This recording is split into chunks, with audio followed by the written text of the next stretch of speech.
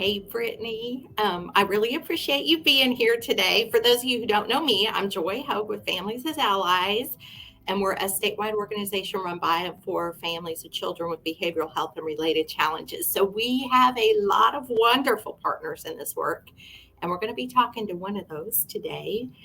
Brittany's a mom. She's doing some great things. And I just got to say, we want to hear about the great things you're doing, but they bring together so much. March is Women's History Month, and you're really making history, I think, with what you're doing. It's also Developmental Disabilities Awareness Month, and that's all about inclusion and removing barriers. And what you're doing is right on top of that. And it's also going to give us some insight into the legislative process, which is sometimes people think hard to figure out, but you've gotten right in there and gotten some really good stuff done. So I'm going to turn it over and you tell us what you've been working on up at the legislature and how we can all help. Thank you so much for having me. And my name is Brittany Greer. Just a little bit about me. I work with the Mississippi Coalition for Citizens with Disabilities and the Mississippi Parent Training and Information Center. And in the summer of 2022, I started the Changing Spaces Mississippi campaign. So this is a national campaign of volunteers around the country that advocates for more inclusive communities through the use of universal power height adjustable adult size changing tables. So the reason why these are so important in our communities is because many people with disabilities or medical conditions that cause incontinence or the need for self-care, when they go into the public, there are very few, if any, adult size changing tables in the restrooms where they can either change themselves or change one of their loved ones. So this is very personal to me because I have a 10-year-old, she's almost 11 now, that is, she uses a wheelchair and she's also still in diapers. And she has outgrown the baby changing tables that only hold between 30, 40 pounds. She outgrew those a long time ago. So when our family goes out, and we're a very active family, we love going and doing things. We love going to the museums, parks, just like what a typical family does. But for us, it's not typical in the fact that we have to change our daughter either on the bathroom floor, in the back of our van, or we just simply aren't able to go places. Right now, I'm still able to do those things, get up and down off the floor, change her in the back of the van because she is still small for her age. So, but as she grows older, her needs are going to grow, and it's going to be harder to do those things safely. So that is why when I started this Changing Spaces Mississippi, you can find us on Facebook, and you can find us online as well. The first thing that I wanted to do was tackle legislation. I wanted to start right at the top, and really because of the work that I do with the coalition and the PTI, we work with many organizations and state agencies for individuals with disabilities. And I know a lot of these people, and we have a lot of connections. So I use that to my advantage when I got started with this. So I've been working with Representative Carolyn Crawford, she's on the coast, on House Bill 1048, which will establish the Universal Changing Tables Installation Incentive Grant Program. So this will be a program that will offer funding incentives to public entities that can apply for up to $5,000 for installation of these universal changing tables in their buildings. So this grant will also be it will be ran by the Mississippi Department of Rehabilitation Services, and it would it's just a really great, if we can get this bill passed, it would just be really great for our community all over the state. Also for people that travel through our state. That's something a lot of people don't think about is, having these in our rest stops, in our public parks, in our museums, at our playgrounds, all of the places that families and individuals go to enjoy life. It's the fun, it's the getting out in nature and doing these things. And everyone deserves to be able to do those things. But a lot of people aren't really aware that there is a need for these type of universal adult size changing tables. But that's why it's such a mission for me, is to help bring awareness, because this directly impacts my family, but I also know how many other people are being excluded from their communities, having to stay at home, having to make that terrible choice that no one should have to make, whether they can be a part of their communities or not, simply due to lack of adequate, accessible, and safe public restrooms. So that's why I'm here doing what I'm doing. And so far, House Bill 1048 has done wonderful. We've gone through two committees in the House. We passed the House floor. The bill went over to the Senate Appropriations Committee and made it out of there. So right now, it is currently waiting to get voted on and pass out of the Senate. So once that happens, there's still several other hurdles for this bill to go through before it can become a law. And that's why it's so important to have everyone throughout our wonderful state to support this bill and to support the need for more inclusive restrooms, because it's just something that it may not impact your family or a loved one now, but that's one thing about the disability community. It's the one population that anyone could join at any time due to a temporary condition or a permanent condition. Life can throw curveballs. I know that it's been a part of my life for 11 years, and I know people who have had accidents and who have become disabled overnight, and your life can change drastically. But that shouldn't keep a person from not being able to live their life fully and freely, the same as everyone else does, making memories and having these experiences that everyone should have. So again, that's what I'm here for, and that's what I'm Changing Spaces Mississippi is all about, is making our communities more inclusive, one restroom at a time. And that's terrific. And everything you're saying makes so much sense. And when you were talking about your daughter and saying, she's still small enough that I can do these things and still, help her. But I'm thinking, no child, no person should have to take care or be helped with their hygiene needs while lying on the floor or lying in the back seat of a car while someone, people could walk by. That's not okay. So it is really important that this happen You're for all right. people who might have a disability, because that's just, and that whole idea of inclusion, is you're a child, and any of us who might have a disability or develop a disability, we should be able to go to the park. Your child should be able to go to the park and enjoy the park just like anybody else does. And everybody has bathroom needs. So we need to get our bathrooms where they work for everyone. So what you're doing is amazing. And it has been inspiring to watch you because, and if I'm not saying this right, you tell me, but really, and I know you work for PTI and they're great. We love PTI. We love the coalition. But you're a mom. And it seems like as a mom, you were determined to get this done.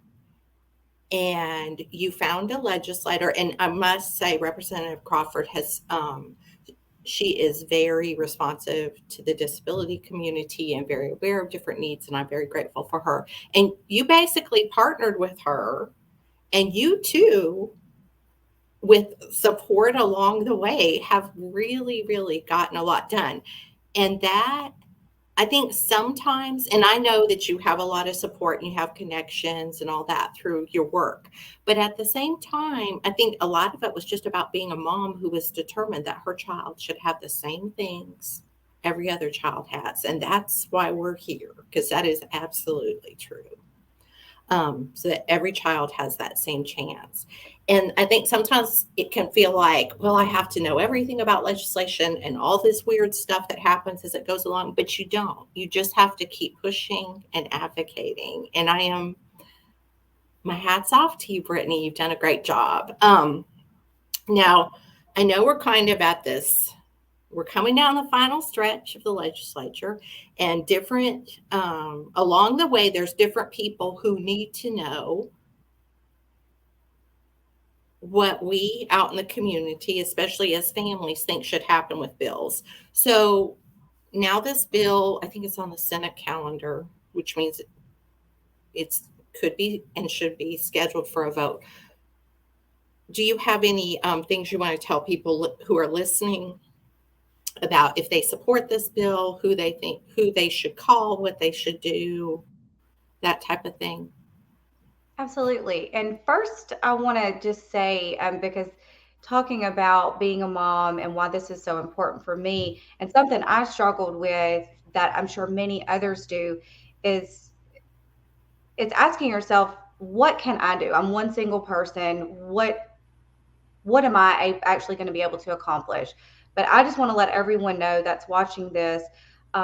If you have a passion in life, if there's something that you care about, whatever it may be, just know that you can make a difference just by sharing your story, getting it out there, talking to other people, bringing awareness through being open and vulnerable. Look at what I'm sharing. I'm sharing my daughter being changed on the bathroom floor in the back of her van. This is very private things that it's hard. It can be very hard to talk about, uncomfortable. But sometimes, like whenever you go outside of your comfort zone and you realize that the overall message of what can come from this is more important, and just know that even though you may feel like you're one person and you can't make a difference, I just want to let you know that you absolutely can. Just look at what I've done. I've had just a very short amount of time to do this, but I've been very fortunate. Again, I want to thank Representative Crawford. She's been amazing being a champion in the disability community and getting this bill where it is. And she's just helped me so much. And there's so many people behind the scenes that have been able to help me. Pam Dollar, Mandy Rogers, Kara Sims, who have all been through this process in the legislation and have helped me throughout it. So just reach out to other people, ask questions, ask for support. Just don't be afraid to step out of your comfort zone and try something new, because I promise you that you can accomplish so much just by caring and by putting yourself out there and just trying to do something good, no matter what that may be. My particular mission right now is the inclusion in our communities, and that's just where I'm at, in my life and my personal life. And I think sometimes that's what all it takes is just having that passion when it directly impacts you. Because again, like, this is something we deal with every day. This is every time we go to a doctor's office, unfortunately, even our pediatric hospitals are not adept with bathrooms. And I just want to share a quick story, and then I'll leave it at that. But my daughter, who is almost 11, she started walking about 3 or 4 months ago. And this was, again, like 10 years in the making. Early intervention, therapies, just a team of people behind her. And after 10 years, my daughter started walking. And not only is she walking, we're starting to potty train her. She's completely weaned from her passy. We've started back with working on feedings, because she has a feeding tube and has not been able to eat orally for years. So we're starting all these new and exciting things.